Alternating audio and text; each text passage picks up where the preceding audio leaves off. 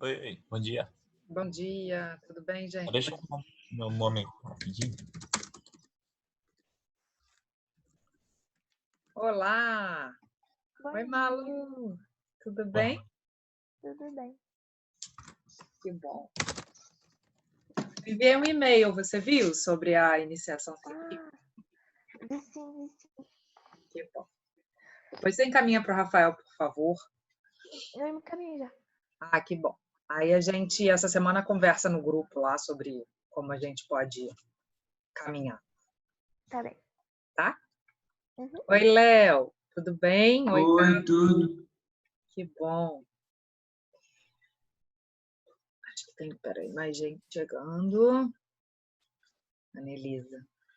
Bom dia, Fabi. Oi, querida, bom dia, tudo bem? Tudo sim, com você? Tudo bem também, graças a Deus. Você tá melhor? Sim, bem melhor. Ai, que bom, né? Uhum. Nossa. Deixa eu ver aqui, tem mais gente chegando.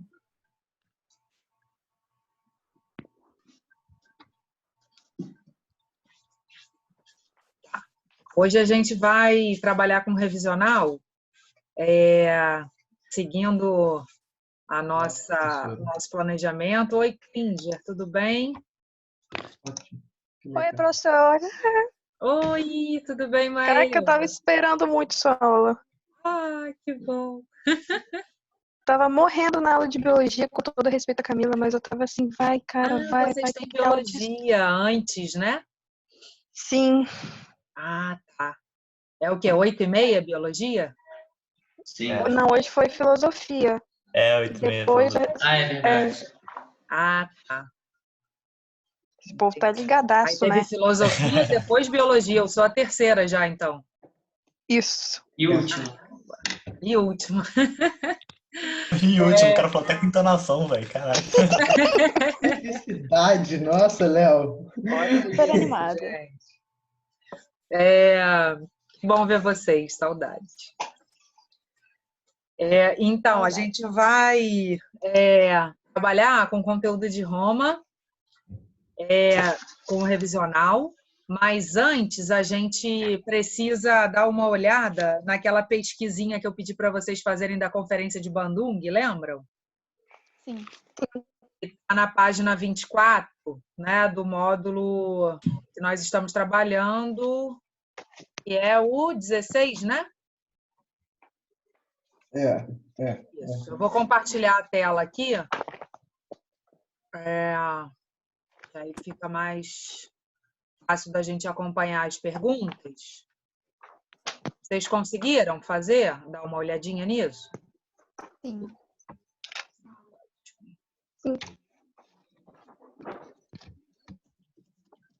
E aí, Manu, tudo bem com você? Bom dia. Bom dia, querida. Ainda não está aparecendo não, né, gente? Ah, está aparecendo o Zoom, né? Peraí. Deixa eu... Professora, Oi. ontem eu vi um documento, assim, meio que uma sériezinha na Netflix sobre a Segunda Guerra, né? Ah, Aí é? eu lembrei muito de você. Nossa, muito boa, muito boa. Só que demora muito, né? Você, tipo, Ah, é? Qual o 50 nome? minutos Você cada lembra? episódio. Eu acho que é tipo assim, Segunda Guerra Mundial. Não, e é muito bom, porque eles pegam filmagens da época. E eles colocaram cores e tal. Então, tipo assim, Segunda Guerra em cores. Segunda Guerra em cores. Eu acho que vocês comentaram ainda, a gente estava eu já assisti. indo para a escola, né?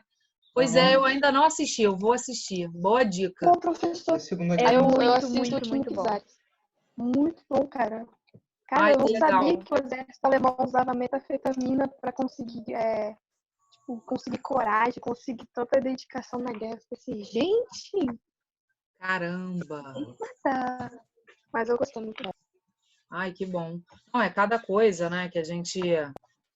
Só quando assiste mesmo essas produções que a gente se dá conta, porque no geral, assim, né, a gente estuda muito panoramicamente, e aí é ótimo assistir pra gente... Não, e é aí que a gente percebe que na escola, geralmente, assim, a gente estuda assim tão superficialmente, né? Sim. Quando você vê um documentário bem detalhado, você fica assim, não é bem o que eu pensava, né? Aí, tipo, realmente Aham. muda a opinião. Ah, sei lá, acho maneiro. Acho muito bom. Sim, com certeza. Que tem uma série de oscilações e articulações, né, dos pormenores, assim, que quando a gente estuda mais para dar conta de ver o período todo, a gente acaba estudando muito no geral, né? Quando você viu, Maíva, uma das cenas que me chocou, que eu achei muito legal, é quando o exército alemão invade a Polônia lá, né? E aparecem os cavalos Sim, da Polônia, que não é um armamento sim, cara, militar. contra tanques, cara. Eu Aham. fiquei assim, É meu de Deus. cavalos e aquelas armas de Caraca. baioneta contra eles. Mas isso é que Olha. você vê o patriotismo, né? Porque, Uhum. cara, só quem é apaixonado pela pátria e tal faz isso, né? A guerra. Caraca. Eu Pô, abandonaria. imagina. Não, velho. Pô, Você tá vendo um um cavalo tanque. contra um tanque. Meu Deus. A participação entusiasmada na guerra está muito relacionada com essa sensação do pertencimento, né? Se não for essa sensação do pertencimento, do patriotismo e tal, isso é muito presente no século XIX, século XX, Sim. você não motiva as pessoas a irem com paixão, né? Se elas pensarem racionalmente, aquilo não faz o menor sentido. Você Então, vê isso muito naquele livro do Triste Fim de Policarpo Quaresma, né? Que Policarpo era um ideal nacionalista total e o sonho dele era ser militar, mas ele não tinha físico de suporte nenhum para ser militar. Aí eles Exato. chamavam ele de major simplesmente por consideração, porque ele sim, amava, mas ele não podia ser militar. sim, pois é. Mas é o sonho de, né, para poder servir e tal, tem isso, né? E às vezes não é possível, né, por uma série de questões. Mas vamos lá, gente. Eu estou aqui na página 24 do módulo 16 de vocês, só para a gente dar conta dessa pesquisa que ficou da última aula, e aí a gente já parte para o revisional, tá? Ok. Oi? Tudo bem? Deixa eu abrir um bloquinho aqui para poder anotar. Página 24. Oi, Alejandro, você entrou depois, né? Tudo bem? Bom dia. Isso, tudo bom, Fabi? Tudo bem, querido. E você? Na medida, né? A gente Na tá medida indo. do possível. Exatamente. Claro, com certeza. Vamos caminhando, né? Sobrevivendo. Bom, aí a pesquisa é assim: em 1955, no contexto dos movimentos de independência na África e na Ásia, realizou-se na Indonésia a Conferência de Bandung. Reúna-se com alguns colegas, o que não é possível presencialmente agora, né? E pesquisem dados sobre essa conferência. Em seguida, elabora um relatório com os resultados da pesquisa, contemplando os seguintes itens. Então, é bem objetiva, né? Só para lembrar, a Conferência de Bandung, então, acontece 10 anos depois do fim da Segunda Guerra Mundial. Então, é um contexto ainda de iminência ali da Guerra Fria, já tinham sido dados os primeiros passos, enfim, já é um contexto bem definido, assim. E aí a gente já estudou isso, né? A gente viu como esse fim da Segunda Guerra potencializa alguns movimentos emancipacionistas no continente africano e no continente asiático, e a relação que isso tem com o enfraquecimento das potências europeias ali no fim da Segunda Guerra. Então, a Conferência de Bandung acontece 10 anos depois do fim da Segunda Guerra e na letra A é pedido os países participantes. Vocês conseguiram 29, enumerar? né? Eu São peguei. vários, né? Não lembro, Eu não. peguei alguns. São Acho que 29. Falem os que Arábia vocês... Saudita, Camboja, Egito, Etiópia, Filipinas, Indonésia, Índia, Afeganistão. Sri Lanka. Vai falando que eu vou escrever aqui. Vai. Foram fala. 15 países na Paquistão, Ásia, Birmania. 8 no Oriente Era? Médio e 6 na África. Uhum. Achei Isso é aqui. interessante lembrar também, né, do Oriente Médio, que também foi um espaço colonizado, assim, né, ocupado pelas potências europeias. Então, é uma conferência que acontece num território Qual país asiático, tem? na Afeganistão, Indonésia, um território que Sri estava Lanka, ali não em é? vias de se emancipar, né? Mas reúne, assim, não só países asiáticos, isso eu acho muito interessante. Reúne todo o conjunto, eles conseguem fazer uma articulação bastante significativa e conseguem trazer para a Indonésia, levar para a Indonésia representantes da maior parte dos países com essas aspirações, né? Sim. Então tá, vocês falaram alguns deles. Isso é fácil de encontrar também, de pesquisar, mas isso é importante lembrar. Eu acho que é difícil que seja exigido exatamente quais os países exatamente, mas vocês saberem é uma conferência que acontece num país asiático, mas que contempla todo o chamado terceiro mundo, né? Todos os países ali colonizados naquele contexto, é bem importante. Letra B, os objetivos do encontro. Quais eram? Se eu não me engano, tinha algo relacionado com a defesa do fim do colonialismo, e ainda tinha em alguns países da África. Sim. E o outro ponto não me lembro. E também a autodeterminação dos povos, né? Isso é bem importante.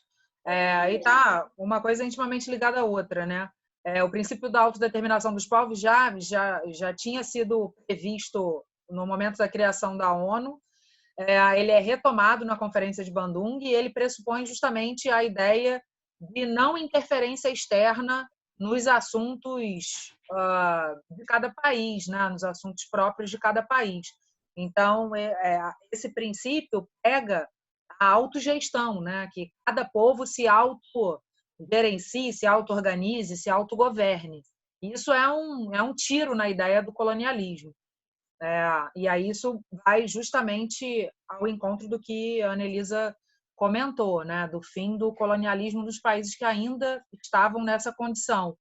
E no continente africano isso estava muito em efervescência, né? Como a gente estudou. Tá? Alguém colocou alguma coisa além disso? Eu botei a questão também da discriminação racial. Sim. Também era pautado, né? Eles preveem a igualdade entre todas as raças, e aí esse conceito nessa época ainda é utilizado, né? Pode falar. Desculpa. É porque eles formaram, 10 princípios, né? Aí eu peguei esses 10 princípios, que são, meio que internacionais entre os países. Sim. Eles falam, é basicamente isso, são, mais clichêzinhas. Então, acho que não tem nem muito o que comentar além disso, de diferente, né? Sim, eu acho que isso que a gente pontuou já contempla, né? Sim.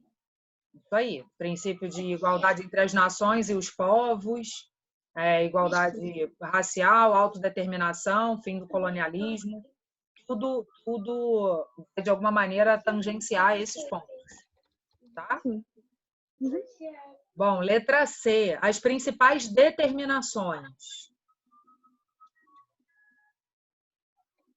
Também está muito... para a independência, né? É muito relacionado com o anterior. Sim, exatamente. Isso é importante, assim, da gente ter segurança quando vocês forem fazer alguma questão, né, alguma prova externa, enfim, algum vestibular, alguma coisa, que tenham questões com itens, assim, que às vezes você, de alguma maneira, é obrigado a quase que repetir o item anterior, mas destacando alguma coisa específica, né, em relação ao próprio item. Então, é isso, assim, pode dar uma sensação, às vezes, de desconfiança, de insegurança, mas prova discursiva é muito isso, né? Às vezes você precisa retomar a anterior e desenvolver um pouco mais um aspecto. Então, as principais determinações são essas, né? Vão nesse sentido também. Alguém tem dúvida aí? Não, ficou bem claro. Alguém falou? Foi Manu? Aqui eu vou terminar às 11h30. Não, foi a Ana. A Ana falou que ficou bem claro. Não, é que eu acho que foi uma vozinha ao fundo. Tudo bem. Letra D. Essa é importante e é bem específica. A política de não alinhamento no contexto da Guerra Fria. O que isso significa? Que eles não vão nem para os Estados Unidos, nem para a União Soviética. Isso aí. Eles eram neutros. Isso aí. Eles percebem, né, como é que seria, de alguma maneira, arriscado eles se alinharem a um ou a outro bloco. É claro que, internamente, né, em cada um desses países que foram se tornando independentes, a gente viu vários movimentos que seguiam a linha socialista, né? Alguns outros que eram financiados pelo capitalismo, ou às vezes os próprios governos instituídos. Mas, assim, oficialmente, né, o que a conferência recomenda aos países presentes é que não declarassem explicitamente um alinhamento a um ou outro bloco. Então, isso é a chamada política de não alinhamento. Beleza? Até porque a Guerra Fria vem com essa divisão leste-oeste, né? E eles estão mais com esse negócio do terceiro mundo que surge esse conceito, aquele conflito norte-sul, né? Exatamente. É uma guerra que não é deles, na verdade, né? E eles se Exato, dão eu ia conta falar disso. agora. Assim. Poderiam ser utilizados, como foram em algumas ocasiões, como fantoches ou como arena para as disputas das grandes potências, né? Mas não é uma guerra protagonizada por eles. E esses líderes muito conscientes, né, do seu papel e da sua luta dão essa recomendação do não alinhamento. Tá? Tchau. Beleza. Eu vou espelhar aqui o revisional agora, tá? Na hora que eu terminei de escrever, professora. Deixa aí. Fiz O quê? tudo. Print. Eu escrevi Vai pra tudo. tirar. É D, tá? É D, É D. Eu coloquei 6 sem querer. Vou consertar isso aqui. Vou consertar.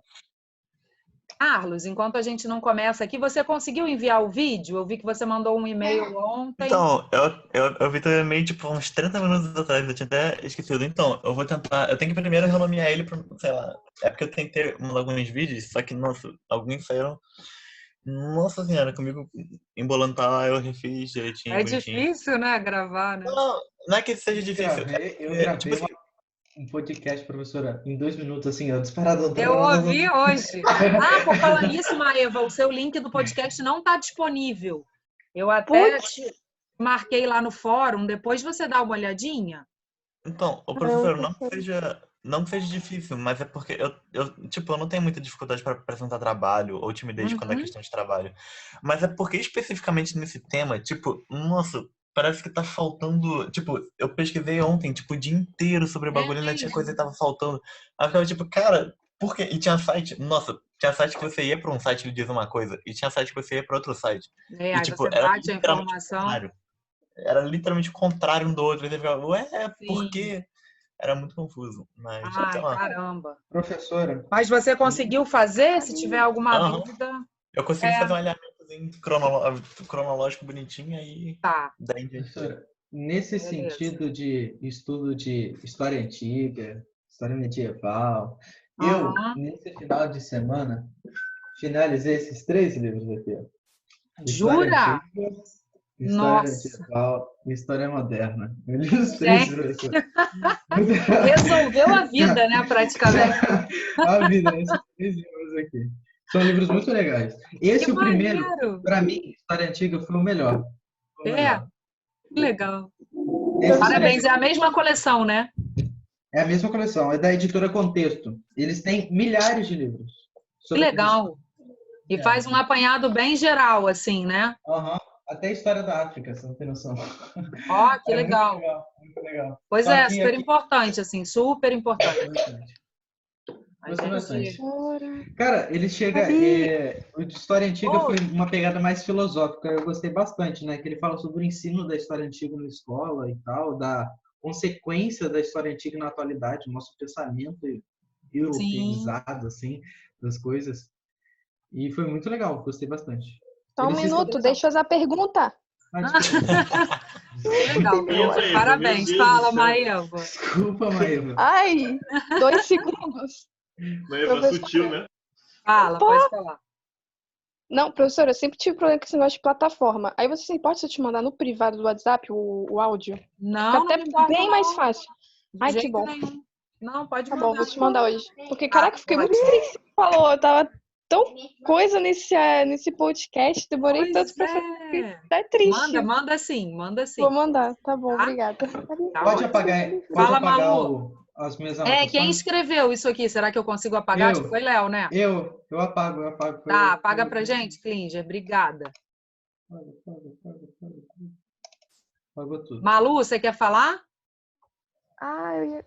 Eita, calma, começou um negócio ruim aqui.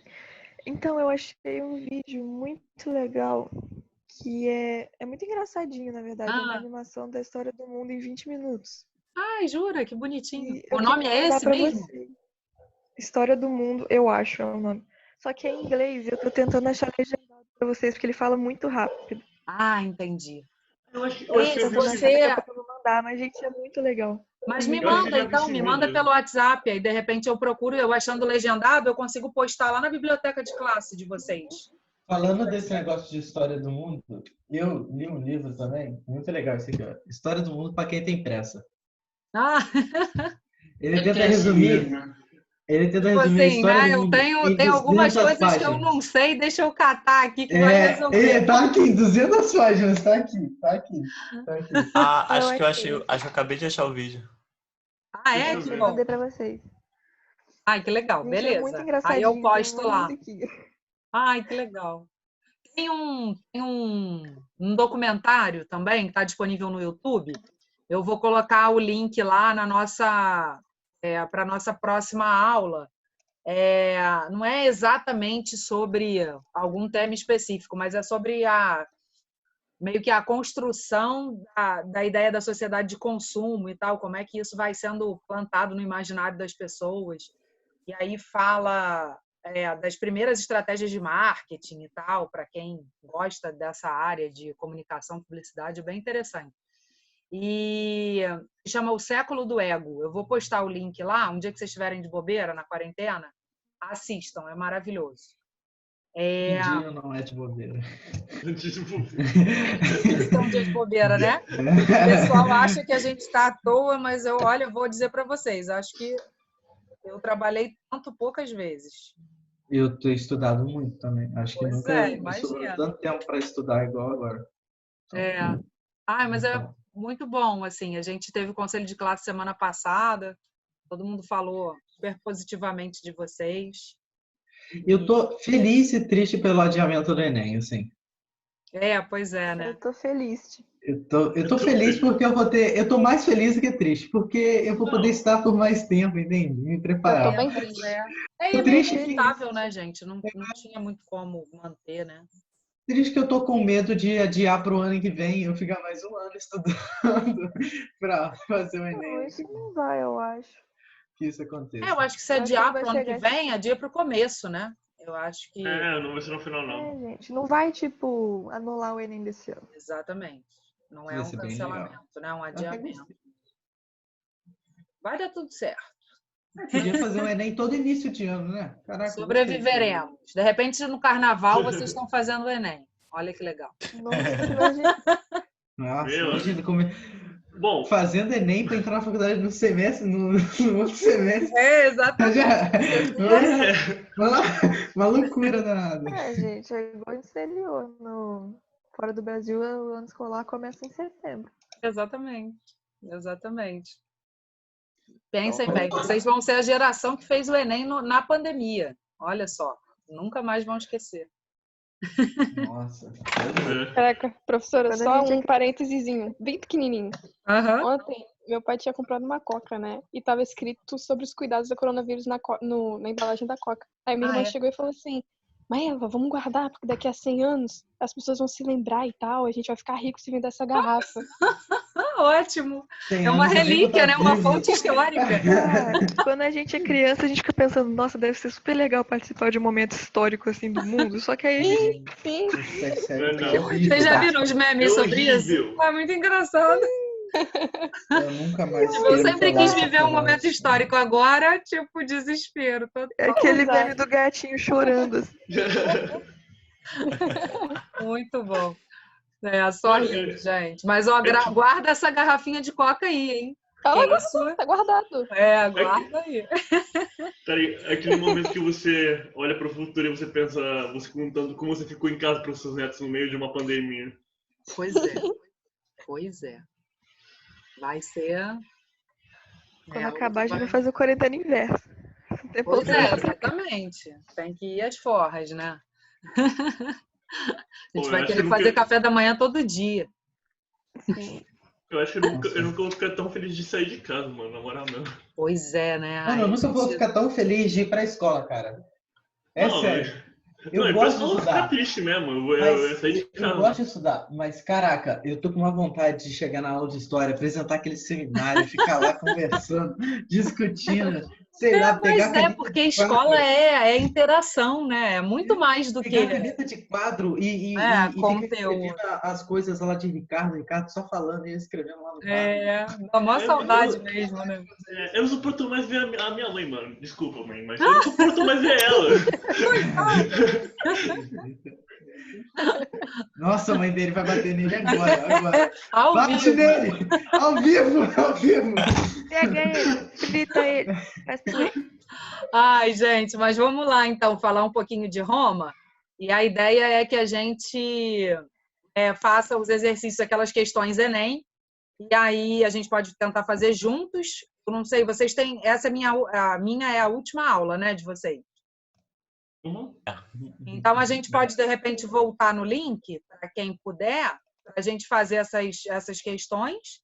Porque eu tenho outra entrada no Zoom, mas só 12:30. Então, eu consigo voltar com vocês, a gente volta no mesmo link. A gente entra com você também. Ok. Beleza. Eu vou falar um pouquinho de Roma para a gente relembrar os principais pontos. É um tema muito abrangente, né, que envolve um período bastante extenso e que também contempla um domínio territorial muito grande. Então, assim, não é fácil falar de Roma resumidamente, mas o revisional ele vai guiando bem, ele vai ressaltando os pontos mais importantes e eu acho que dá para a gente caminhar de forma bastante satisfatória, tá? Para início de conversa, é importante lembrar que Roma, né, o tema Roma, pode ser dividido em 3 fases, essas que estão no título aí.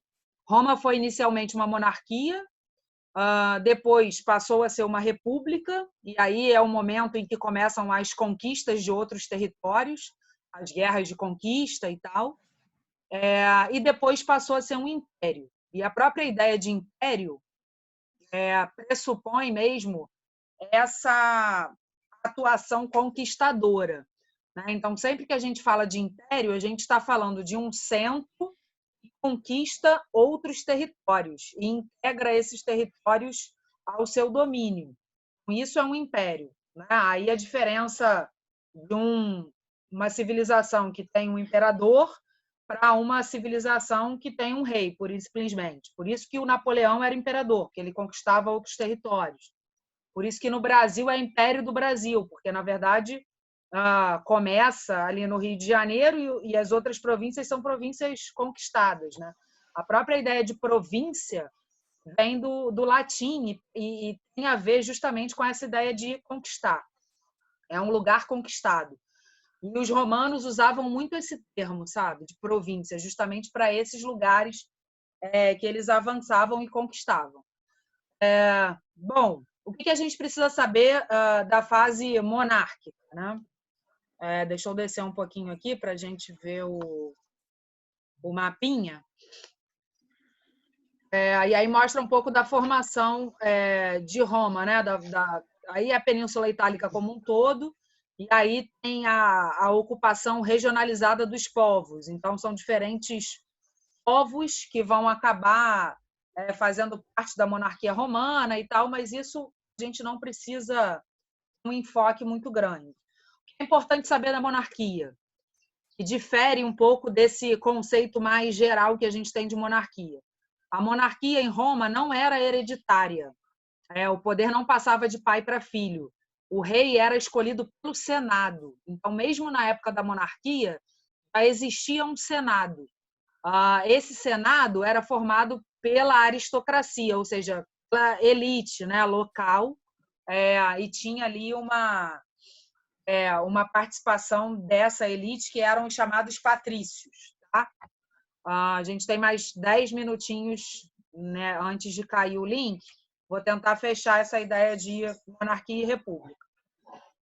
Então, a monarquia em Roma não é hereditária, ela é uma monarquia que tem uma eleição, né? Então, o rei ele é eleito, ele é escolhido pelos representantes do Senado, mas ela é vitalícia. Então, o cara, desde o momento que ele fosse escolhido, ele ficaria até a morte como rei. Tá? Bom, além disso, desde esse momento da monarquia, a sociedade romana era dividida em patrícios e plebeus. São termos que, de alguma maneira, habitam o nosso vocabulário até hoje. Os patrícios eram esses ligados à aristocracia, eram os aristocratas, a galera de elite. Lembrando que a gente está na página do revisional, caderno 1, página 32, tá? Os patrícios eram essa galera da aristocracia, geralmente eram donos, proprietários de terra, e os plebeus eram o resto da população, aqueles que não tinham propriedade da terra e tal, era a grande maioria da população, e tinham ainda os escravos, né? Os escravos eram bem dentro daquele entendimento da escravidão na antiguidade, assim como tinha na Grécia, já no mundo grego. Os escravos eles eram escravos por dívidas, ou seja, alguém que ficasse devendo alguma coisa poderia ser escravizado como pagamento, ou eram escravos de guerra. Os povos derrotados tinham parcelas da sua população feitas escravas pelo vencedor. Tá? Com o crescimento depois, né, do Império Romano mesmo, na fase imperial, o número de escravos vai subir assim assustadoramente à medida em que eles iam fazendo guerras, dominando territórios e fazendo com que esses territórios passassem a fazer parte do Império Romano. Aí eles pegavam uma galera desses territórios e levavam para ser escravos mais no centro ali, né, do Império Romano. Tá? Eu posso escrever isso, professora? Vou botar aqui. Pode, claro. Nesse triângulo? Claro, à vontade. Tá bem. Fica de auxiliar iconográfico. E aí, gente, bom, além disso, o que é importante a gente lembrar aí da fase da monarquia são as reformas do Sérvio Túlio, né? Que é uma reforma que já reconhece alguma legitimidade, alguns benefícios para os plebeus. Tá? Aqui, ó, eu acho que já está na 33, na verdade. Vou passar a página.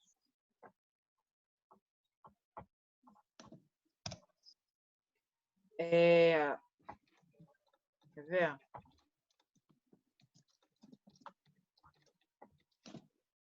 Fez a piramidezinha, ótimo. Leif. Por quê? Alguém está escrevendo. Leif. É um trabalho colaborativo. Eu e Léo estamos escrevendo. Cadê? O Léo escreveu slaves. É muito cara do Léo escrever slaves. Escravos. Muito cara do Léo. Plebeus, é plebeus. Meu Deus. Eu escrevi plebleus. Plebleus. Acontece. Sem querer. Bom, então aqui, ó, essas reformas que eu acabei de mencionar estão bem aqui no topo dessa página. Elas ficam conhecidas como reformas servianas. Não precisam exatamente guardar o nome do cara e o nome das reformas, mas saber que os plebeus já começam a conquistar algum status ainda na fase da monarquia. Que status é esse? As famílias plebeias que conseguem ficar ricas começam a poder desfrutar de um status de nobreza. Os cidadãos vão ser divididos em 5 classes de acordo com o patrimônio econômico. Então, a questão econômica, a questão das posses, do que a pessoa tem, passa a importar bastante e às vezes até mais do que a própria origem, digamos assim, da pessoa. Então, a conquista do patrimônio econômico passa a meio ditar quem você é, né? Qual o seu papel na sociedade. Os plebeus proprietários passam a poder ter acesso ao exército, passam a lutar e fazer parte do exército romano. E aí isso era, como a gente vinha falando no começo da aula, né, em relação às guerras como um todo, isso era algo que dava uma sensação de pertencimento, de serviço, aquela identidade muito forte. Eles criam uma nova instância de decisão política, é a Assembleia Centurial, sublinha aí esse nome, Assembleia Centurial, porque ela vai ser uma instituição, né, um órgão do governo que vai permanecer até a fase republicana. Isso. E a Assembleia Centurial, ela permitia a participação de plebeus. Até essas reformas acontecerem, a participação política dos plebeus era nula. Eles não podiam participar. Eles não podiam fazer parte do Senado, que era a instância ali que dividia mais ou menos o poder com o rei. A Assembleia Centurial é a primeira oportunidade de participação dos plebeus nas decisões políticas. Tá? E aí a gente tem, depois, né, uma transição da monarquia para a república. Essa transição acontece muito coordenada pelo próprio Senado. Então, o próprio Senado começa a questionar a concentração do poder nas mãos do rei, não que ele fosse completamente absoluto, mas começam a questionar essa relativa supremacia do rei em relação ao Senado, e a própria aristocracia, que fazia parte do Senado, se movimenta para que eles instaurassem um regime republicano. A República Romana é uma experimentação política muito frutífera, assim, que até hoje inspira vários regimes republicanos no mundo. Né? E o que a gente pode dizer? A gente pode dizer que a República Romana é um momento em que o poder vai ser dividido entre vários órgãos, ou seja, é uma espécie de horizontalização do poder. Se antes o poder era estabelecido de forma vertical, o rei, o Senado e o povo lá embaixo, agora a gente tem na República uma horizontalidade. Então, você tem vários órgãos que governam simultaneamente. Tá? Quais são esses órgãos? Né? Como é que a República é formada? O poder que era do rei, né? E aí está bem aqui, ó, o antigo poder do rei foi dividido entre 2 magistrados eleitos. E eles passam a assumir os postos de cônsules. Então, eles são os cônsules, né? Cada um é um cônsul, né? Então, você tem 2 cônsules. Eles assumem o poder que era o poder real. Ao lado deles, você tem a Assembleia Centurial, isso aí. Você tem a Assembleia Centurial, que é formada por plebeus e patrícios, como a gente acabou de ver. Né? Então, é um órgão que tem representatividade tanto dos plebeus quanto dos patrícios. Tá certo que esses plebeus não eram pobres, né? Eram plebeus com posses, mas isso é bastante significativo. Né? E os plebeus vão cada vez mais lutar para ter os seus direitos ampliados. Uma das principais reivindicações dos plebeus era a autorização do casamento entre plebeus e patrícios, porque era negado esse direito. Então, eles queriam poder casar com patrícios. E aí, imagina, né? Os filhos dos casamentos, dos possíveis casamentos entre plebeus e patrícios, seria um patrício. Então, você meio que limpava, entre aspas, essa linhagem plebeia, né? Fazendo com que os seus descendentes passassem a ser patrícios. Tá? Então, essa era uma das principais reivindicações. Tá? O Senado, né? O Senado e os cônsules, eles eram só patrícios, não podiam ser plebeus. Adorei o coraçãozinho. O Senado e os cônsules só podiam ser ocupados por patrícios. Os plebeus podiam participar da Assembleia Centurial, tá? Junto com os patrícios. Bom, então a gente tem essa estrutura, tinha os magistrados também, tinha os censores, tinha uma série de órgãos aí, cada um com uma atribuição diferente para fazer as decisões políticas, né? E aí um órgão regula o outro. Esse é um princípio da República fundamental. Por isso que até hoje a gente ouve muitas manifestações, assim, muitos enunciados nesse sentido, de que essas são instituições republicanas, são instituições que se autorregulam, que se regulam entre si. Né? Então,